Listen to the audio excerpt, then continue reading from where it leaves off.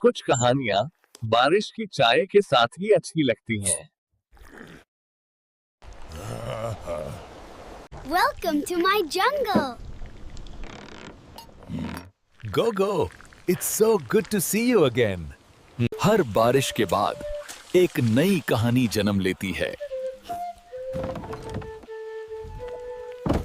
कुछ लोग बारिश में सिर्फ भीगने नहीं, कुछ छुपने भी आते हैं। राज सिर्फ जंगल में नहीं होते, कुछ राज लोगों में भी छुपे होते हैं। यह तो जंगल की असली कहानी है जो सबने भुला दी थी।